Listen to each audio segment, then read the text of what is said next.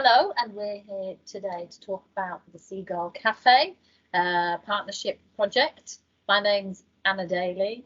I'm project manager at More Music and managing the Music for Health in Morecambe projects. Hi, so I've been involved with the Seagull Cafe and Music for Health project since, I suppose, their conception. My name's Anji Stokes, and I am the development lead for Bay Integrated Care Community. That's covering the Morecambe area.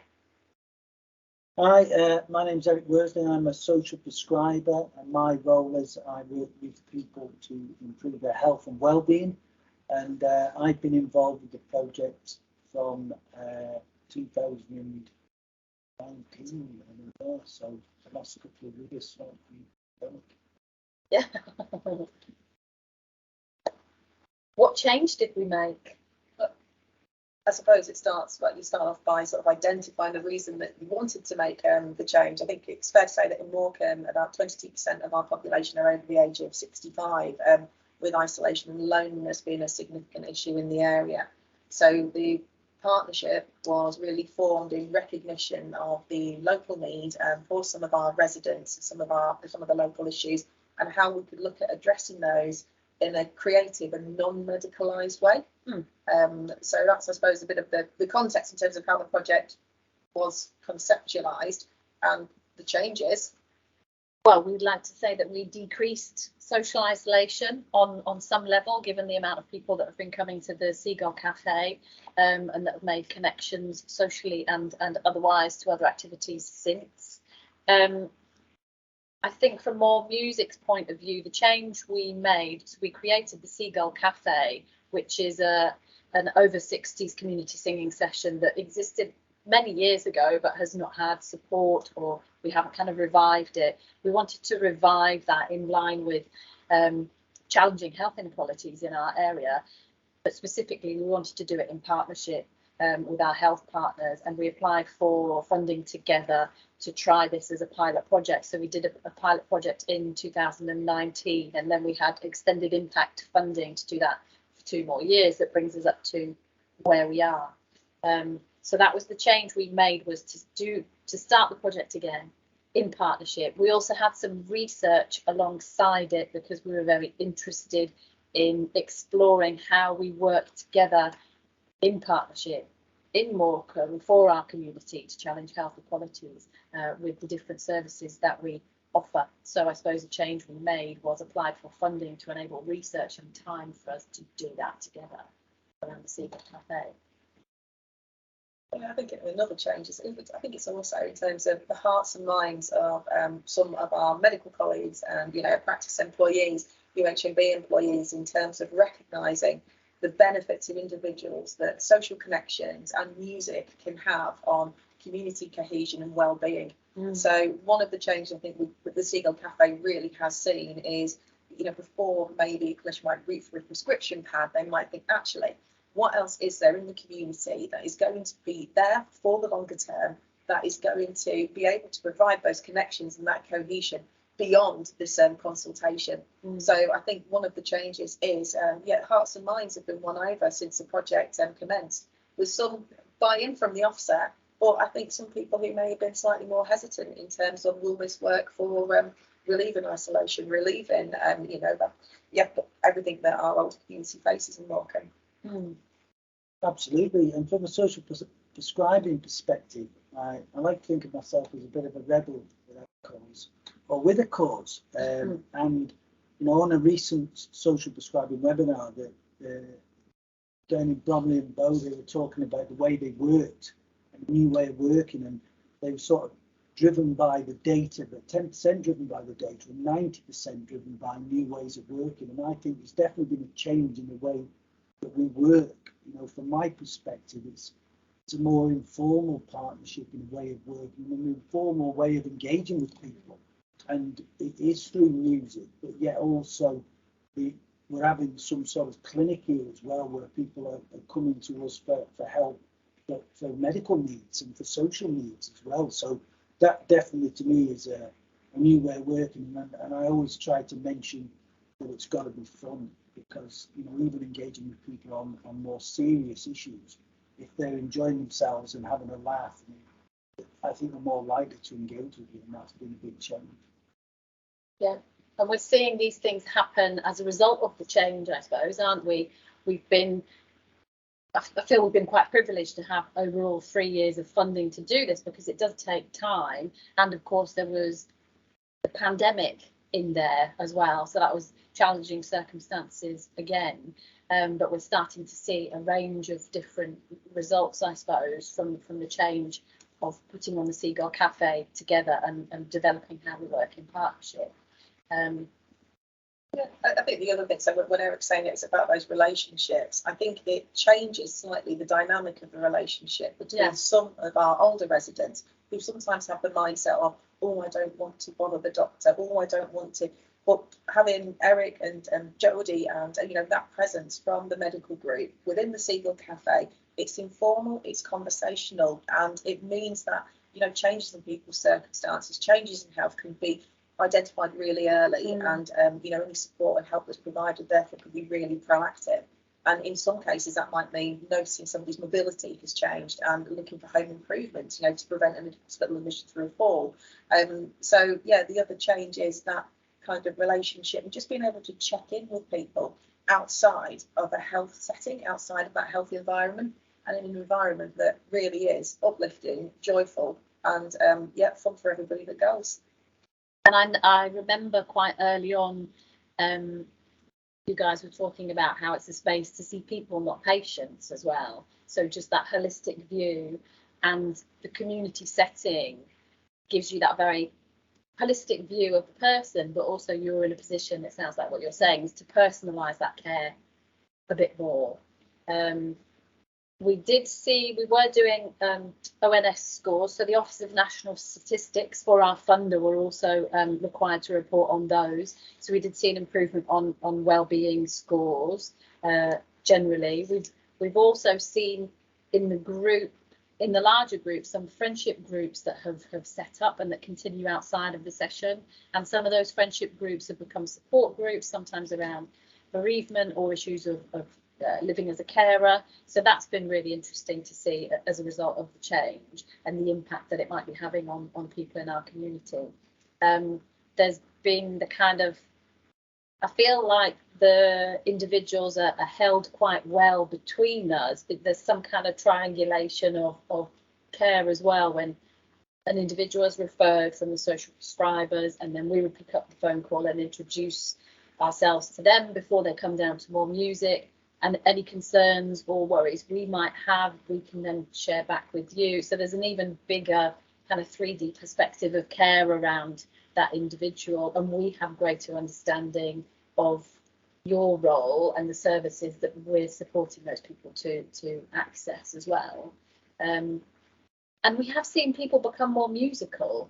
There are definitely some individuals that have picked up playing musical instruments again after putting them down decades ago, or at the time when one of their partners died, playing the harmonica, so picking that instrument up again and playing in the session themselves, so accompanying our musicians, and then playing at home in the street on the what was the clap for the NHS evenings. So people are engaged in other creative activities, other musical activities. They've come along to different sessions and gigs or events here at More Music.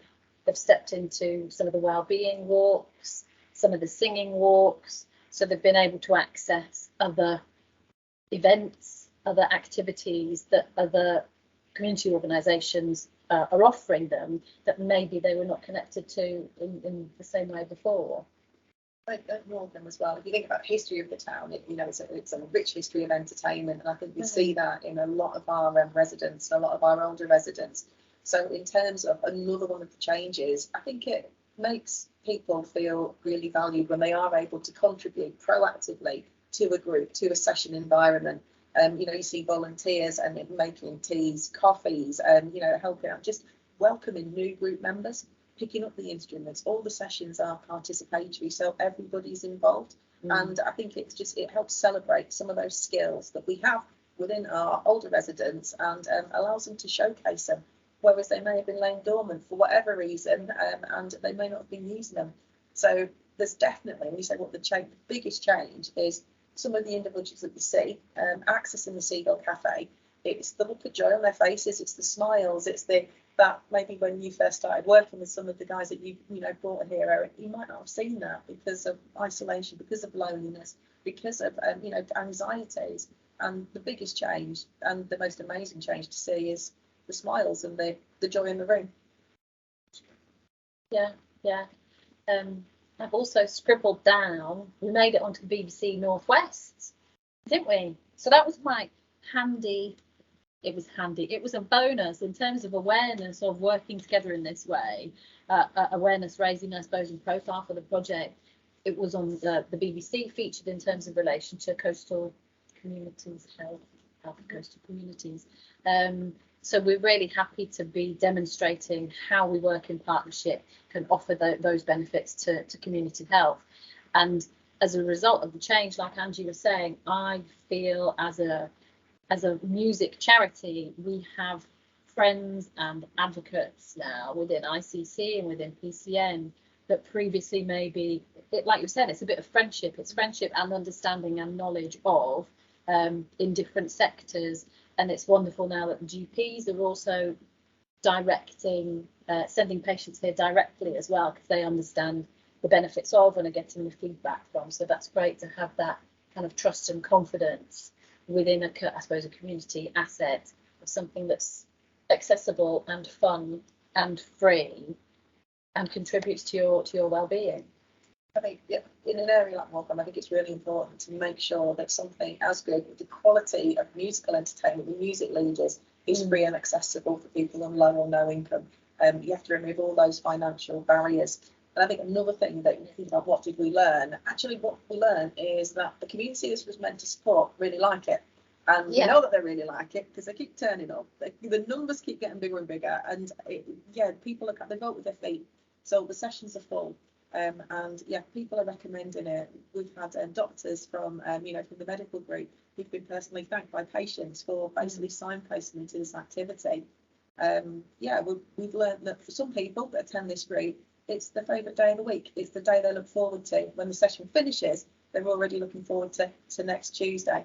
So I think we've learned through feedback, informal and formal, that this works.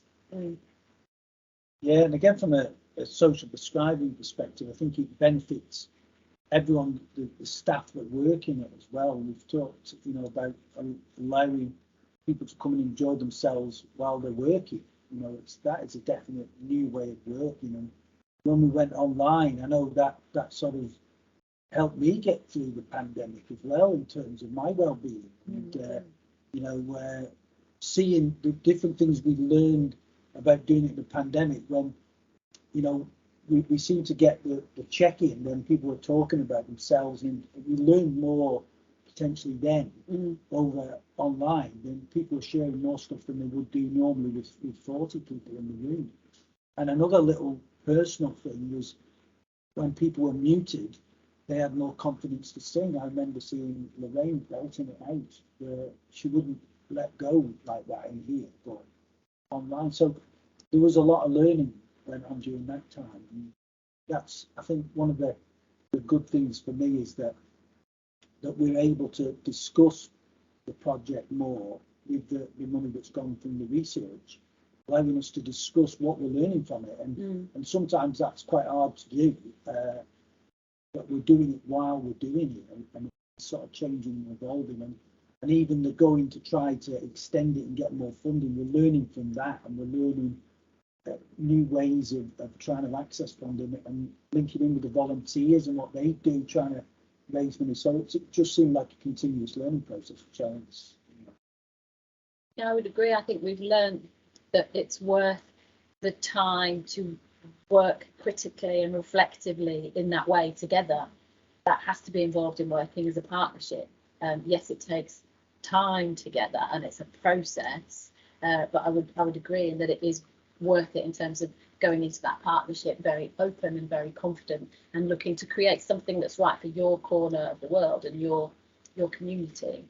And it was interesting, that unexpected outcome in terms of staff well-being, we kind of had overlooked that at the beginning. And like Erik was saying, it was fascinating for us to consider that a member of staff in the NHS then had become protected time for them in their week to support their well-being. And that they've now stepped into supporting the Seagull Cafe as a volunteer. So it's not just the patients and the participants that we're talking about, it's everybody that's involved in that. So I would agree on that kind of ripple effect of coming together to make music and enjoy live music. And I remember, Erik, you said it's a reminder of the value of A, coming together, and B, enjoying music and singing together. We are humans after all. And a lot of this being together and communing in this way just disappeared during the pandemic, and it should not be a luxury. It's a human right, and it comes to when we come together, it fills your soul, it kind of boosts your cells, and it's got to help with your immune system. Therefore, but that it's not a luxury, it's not an add-on, that it's right to be part of community life again. And we know there's so much research around arts and health, but and you can Google it, you find loads of stuff. But when you see it, as you said, on your own doorstep, working in your area for what is for medical group patients, for our citizens, it shifts that perspective. Live music access once a week, the effect of singing on the brain, the effect of for people who may be suffering with dementia. When you attend the sessions, you see people singing who, they're remembering songs from years and years and years ago, and in the group setting as well. And when we think about with some health services, you might keep somebody on the books on your caseload for 6 to 8 weeks. And what the Seagull Cafe offers is that opportunity to just check in. So somebody may provide the support, the help, the assistance that you can do, but you still get to see them, they still get to see you. So it keeps that connection live. Yes. And there's something interesting for us as well at More Music that I'd say was unexpected. The Seagull Cafe is people 60 upwards, and the average age was about 80, I think. Given their age, we have lost some participants due to COVID and due to other reasons. And what's been fascinating is that some of those families have come back to More Music and asked for songs to be recorded, even during COVID, to be played at the funeral. We just had a wake last week where 2 of our musicians went and did a Seagull Cafe for their funeral and family event, and that's quite fascinating that people are choosing for those songs and that group and memories of that group to be shared at their funeral. And I think that speaks of belonging in a community. And there's not a pharmaceutical drug or surgery that you could do to offer that. It turns out there is a prescription for it, actually. It's a social prescription. But we know that belonging and that community building is key to our health. And it links with what you said before, that I think we tend to underestimate the power of that. It's hard to know sometimes the impact that you're having on other people's lives. But I definitely, the second time I came here, there was 40 people sat in the room. I could feel the energy, the real energy of people enjoying themselves. And that, we sometimes find that hard to measure. But then when we hear stuff like that, we know that that's having a much bigger impact than we're able to see at times. It's quite emotional. The other thing with belonging is the fact that a number of people that attend actually refer to themselves as the Seagulls. It's like it's like a gang. It's like a community and it is that sense of belonging. Bringing people together and those relationships that have happened outside of it. That is what social prescribing is about. It's about creating those connections beyond an intervention, which is what for some people this can be the first step. And the fact that people are giving each other lifts now, and people who never knew each other but lived in the same housing and now socialise. It's those connections beyond and outside of this group that will go on for lifetimes. Yeah, there's 2 incidences I can think of. One gentleman who he was chatting to his friends in the group and wasn't quite himself. But then after a chat with someone in the room, they spoke, I think, to our care coordinator and realised actually he'd probably had a TIA, probably had a small stroke, and was then referred into services that he would otherwise have just not considered or not gone to, not accessed. And recently, when some people have been poorly with COVID, like you say, Angie, there was people from the Seagull Cafe or their table on the Seagull Cafe that were checking in with this person while they were isolating. They have no family immediately, so they were absolutely on their own, but it can then be a lifeline at different times of different times of your life, really, in sickness and in health. How are we making the change stick? Well, that's the question I was just thinking about there. I think I don't think consultation's a new thing, is it? But the way that we sort of shared the experience of wanting to make this stick with everyone who was part of it as well, and the ideas that they came up with. And we haven't had a magic wand, but we've sort of all worked together collaboratively and with the Seagulls themselves to sort of say we don't want this to finish. This is valuable. Everyone's got a lot out of it, and it's happened that we've found a way, and I think together that's the way we find a way. I think all the stuff that we've done has led towards that in a way that we can't sort of map out. But the fact that we do meet up and we do talk about it, and we have shared it with the Seagulls themselves and asked them what they think, that's all contributed to us.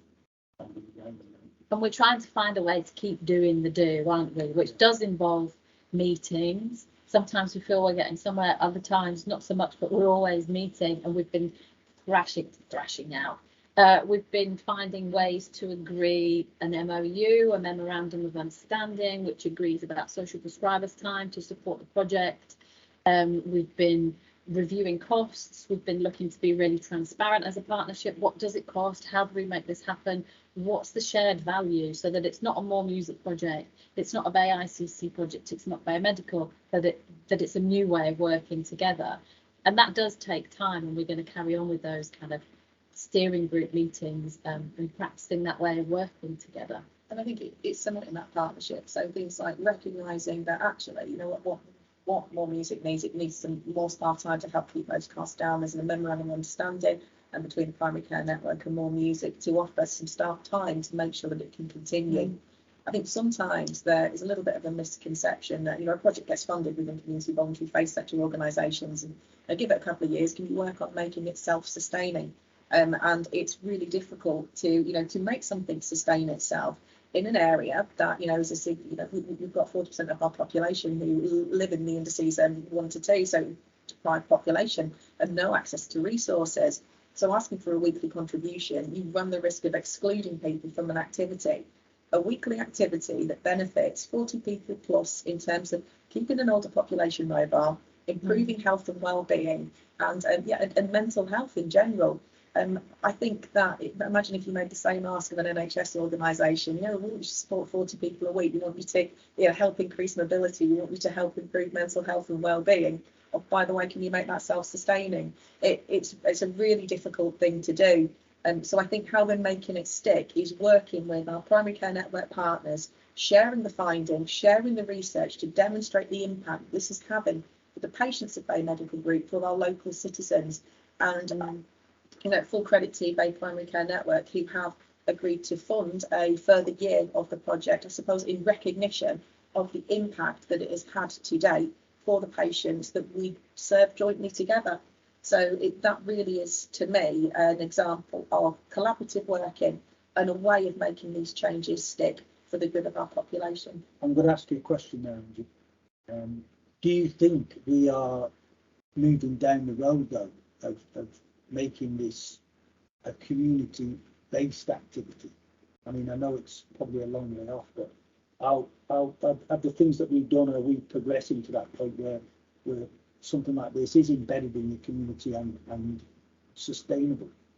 I think it's embedded in the community already. The fact that it's delivered from within a community building within an organisation that not only offers this session but other sessions as well. So it's exposing other people, exposing people to things they might not necessarily been exposed to.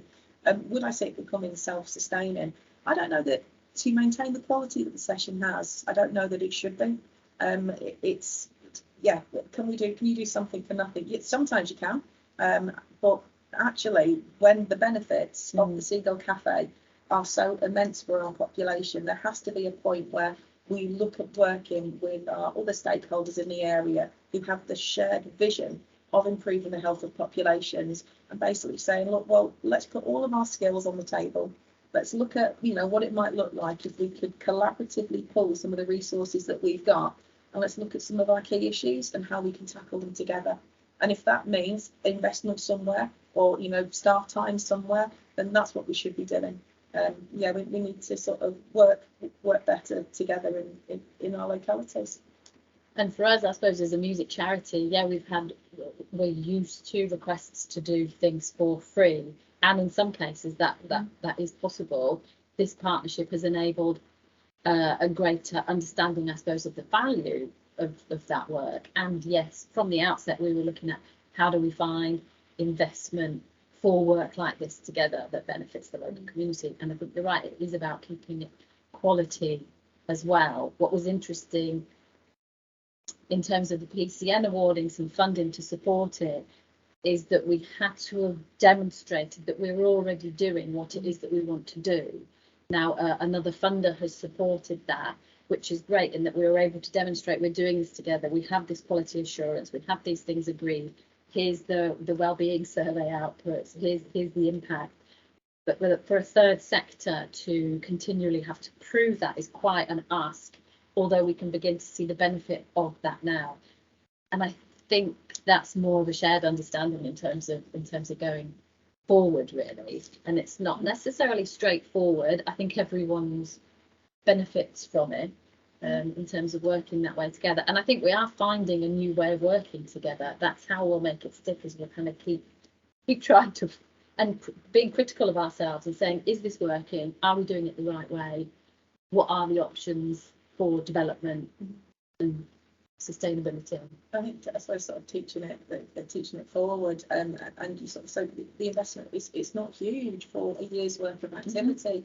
And you think about the NHS staff, you've got staff at the medical group who are working like crazy to make sure the needs of local citizens are met.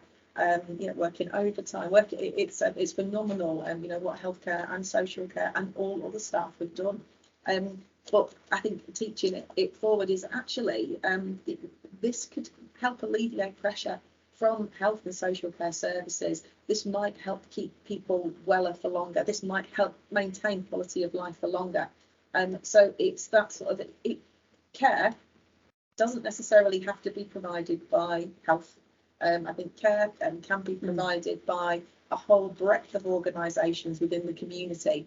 And I think that's a model that we need to look at how we move closer to help alleviate pressure on health and social care services in partnership with community organisations, because actually everybody that attends here would rather be rocking up here on a Tuesday than probably having a doctor's appointment. So yeah, it's looking at provision of services in a different way that fits what our community want. Looking at the informal engagement around what we do, so as well as providing that stuff that definitely helps people and makes them feel better and improves their mental health, and I definitely believe physical health as well. But we're also, that engagement factor is that potentially we're going upstream as well and cutting off problems like before preventative. they come. So some of the stuff with people that we've seen recently, where they've been getting an appointment through speaking to Jodie, that could potentially stop a crisis, which is ambulance, hospital. So it just leaves for me to send you a little postcard from our corner of the world in the West End of Morecambe. If you would like to come along to the Seagull Cafe, we're on most Tuesdays in the afternoon 2 until 3:30 at More Music.